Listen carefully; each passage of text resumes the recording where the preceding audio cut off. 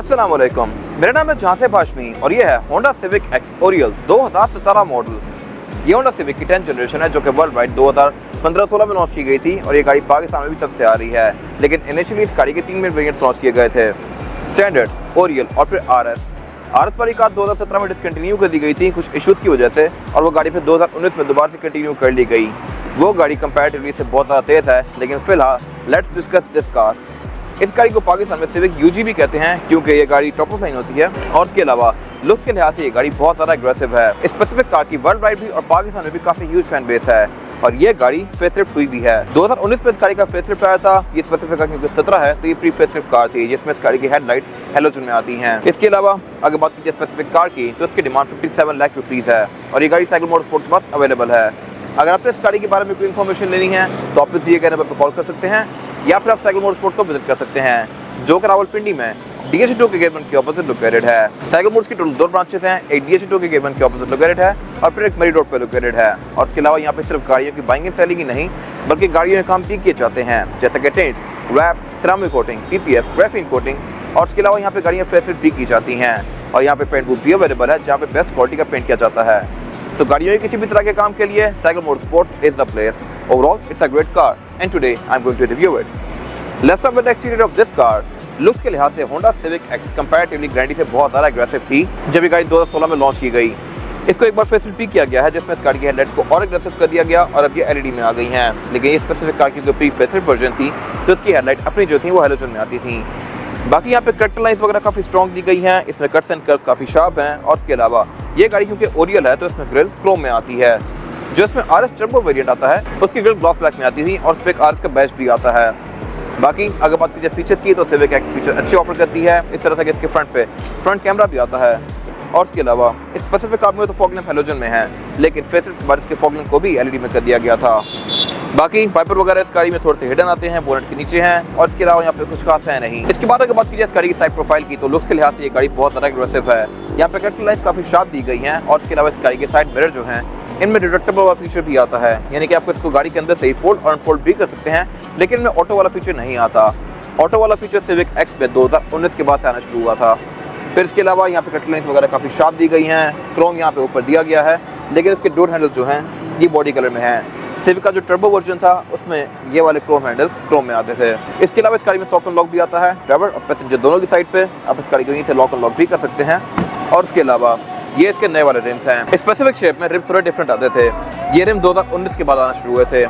बाकी इस गाड़ी में फ्रंट पे ये मार्कर लाइट्स भी दी गई हैं और इसके अलावा ये गाड़ी सनरूफ भी ऑफर करती है। अगर बात की जाए इस गाड़ी की एब्सोल्यूट साइड प्रोफाइल की तो ये गाड़ी प्रॉपर सी सेगमेंट की सेडान है। साइज के लिहाज से ये गाड़ी सिटी या यारिस वगैरह से ज़्यादा बड़ी है, डेफिनेटली ग्रैंडी के साइज की है। और इसके अलावा यहाँ पे कट लाइन्स वगैरह कंपैरेटिवली इस कैटेगरी की किसी भी कार से बहुत ज़्यादा शार्प आती हैं। सिविक की 11th जनरेशन भी कंपैरेटिवली से बहुत बेसिक सी है। यहाँ पे हर चीज़ बहुत एग्रेसिव दी गई थी, बेशक वो बॉडी के कट लाइन्स हो, डोर के कट लाइन्स हो और इसके अलावा इस गाड़ी की जो शेप है ये भी स्पोर्ट बैक है।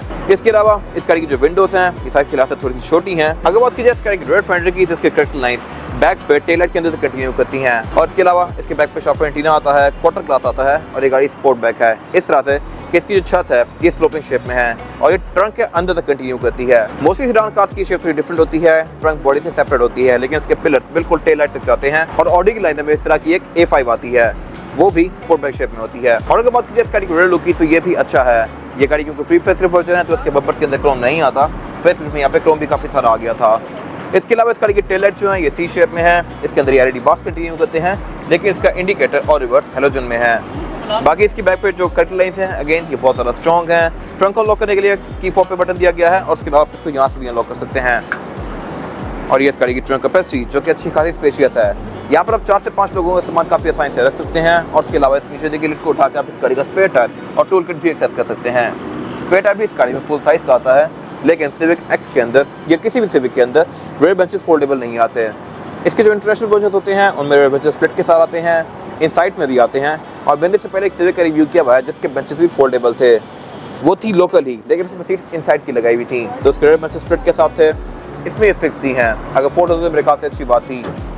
बाकी इसके बैक पे एक ये रेयर ब्रेक लैंप आता है, ABS और VSA की बैजिंग आती है और इसके अलावा यहाँ पे कोई खास फीचर्स दिए नहीं गए। इसके बाद अगर बात की जाए इस गाड़ी की इंटीरियर की थी लुक्स के लिहाज से बड़ा मजेदार है और कंपैरेटिवली टोयोटा कोरोला ग्रैंडी के इंटीरियर से ये बहुत ज़्यादा बेहतर है।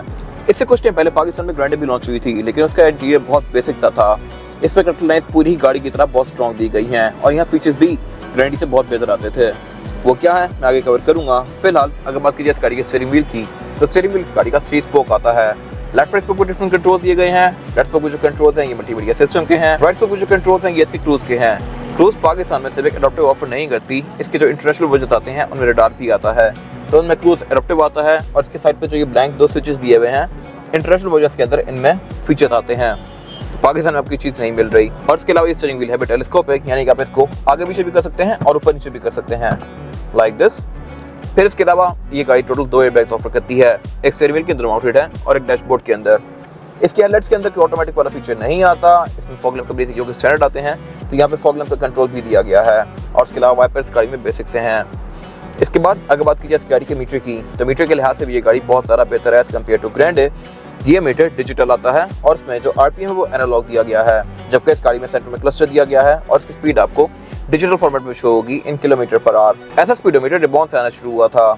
बाकी ये गाड़ी आपको बहुत सारी डिफरेंट चीजें शो करवाती है, जैसे कि ट्रिप्स, एवरेज किलोमीटर पर लीटर, ऑडोमीटर। लेकिन जो सिविक का टर्बो वेरिएंट था वो आपको इस गाड़ी की ऑयल लाइफ भी शो करवाती है। स्पीडोमीटर के सारे इसके 2 गेजेस दिए गए हैं, फ्यूल का और टेम्परेचर का। ये दोनों ही गेजेस व्हाइट में है, लेकिन 2017 के एंड से ये अपडेट कर दिए गए थे। इसके अलावा अगर बात की जाए इस गाड़ी के मीटर की हाउसिंग की, तो ये चीप प्लास्टिक की फिनिश में है, लेकिन बाकी का सारा डैशबोर्ड सॉफ्ट टच मटेरियल है। इसमें बहुत सारी कट लाइन्स दी गई हैं और इसके अलावा एयर वेंट की गाड़ी टोटल 6 ऑफर करती है। 4 डैशबोर्ड में दिए गए हैं, 2 पैसेंजर्स के लिए दिए गए हैं। इसके अलावा डैशबोर्ड के सेंटर में इसका एक मल्टीमीडिया डिस्प्ले दिया गया है, जो कि 6 इंचेस का है और ये कंपैरेटिवली 2016 वाली कार से काफी इंप्रूव्ड है। 16 में जो सिस्टम आया था वो बहुत ज़्यादा हैंग होता था।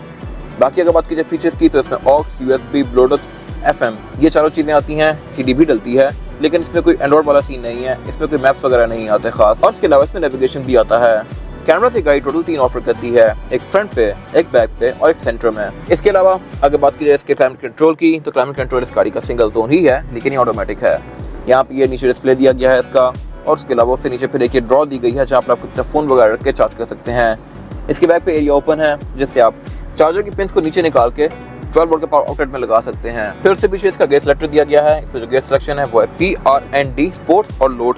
लोड में आप इस गाड़ी को खींच सकते हैं, स्पोर्ट्स में भगा सकते हैं, और इसके अलावा बाकी सारे गेयर सेल्फ एक्सप्लोरेटरी हैं। फिर साथ इसकी पार्किंग ब्रेक दी गई है जो कि इलेक्ट्रॉनिक है। ये चीज़ ग्रैंडी बेस का काफ़ी एज है, ग्रैंडी में ये नॉर्मल ही आती है हाथ से खींचने वाली। फिर यहाँ ब्रेक होल्ड दिया गया है, एक ऑन बटन दिया गया है और 2 ब्लैंक स्विचेस हैं। उससे पीछे फिर एक ये सेंटर कंसोल दिया गया है जो कि बहुत ज़्यादा स्पेशियस है। इसके बीच में एक कप होल्डर आता है जो को आप रिमूव कर सकते हैं, और इसके अलावा इसके ड्रॉ के हुड को भी आप स्लाइड कर सकते हैं। आगे करके आप इसको एज एन आर्मरेस्ट यूज़ कर सकते हैं और पीछे करके आप इसका सेंटर कंसोल ओपन कर सकते हैं। इसके अलावा अगर बात कीजिए इस गाड़ी की सीट्स की, तो ये लेदर की फिनिश में है और इसके सेंटर में एक ही कार्बन फाइबर की तरह की स्ट्रिप्स दी गई हैं। ये सीट्स काफ़ी ग्रिपी हैं, और इसके अलावा ड्राइवर की सीट में हाइड्रोलिक भी आता है, यानी कि आप इसकी हाइट को भी रेस या लोअर कर सकते हैं लाइक दिस। फिर इस गाड़ी में ड्राइवर और पैसेंजर दोनों की विंडो जो है ये सिंगल टैप वाली आती हैं। अब इनको सिंगल टैप से फुली रोल डाउन या रोल अप कर सकते हैं, और इसके अलावा इसमें साइड मिरर भी रिट्रैक्टेबल आते हैं, यानी कि आप उनको गाड़ी के अंदर बैठ के फोल्ड और अनफोल्ड कर सकते हैं। फिर इस गाड़ी में पुश स्टार्ट भी आता है, स्टेबिलिटी कंट्रोल भी आता है, और इसके अलावा वैनिटी मिरर इस गाड़ी में ड्राइवर और पैसेंजर दोनों के लिए आते हैं। इनमें कोई लाइट्स नहीं आती, और इसमें सनरूफ भी आती है। ये सिविक का यूनिक सेलिंग पॉइंट है। इसी चीज़ के पीछे सिविक दिखती है। आपको बहुत ही कम सिविक नजर आएंगे जो कि सनरूफ के बगैर होंगी। मोस्टली लोग सनरूफ वाली कार ही रहते हैं। फिर इसके अलावा इसकी जो विंडशील्ड का ऊपर वाला एरिया है ये ब्लू कलर का टिंट हुआ हुआ है, और इसकी वजह यह है कि एज अ सनशेड काम करता है। इसके बाद अगर बात कीजिए इस गाड़ी में रेयर पैसेंजर्स के लिए सीटिंग कैपेसिटी की, तो ये भी काफ़ी स्पेशियस है। मेरे पास यहाँ पे लेग रूम का बिल्कुल भी कोई इशू नहीं है, और हेडरूम का भी।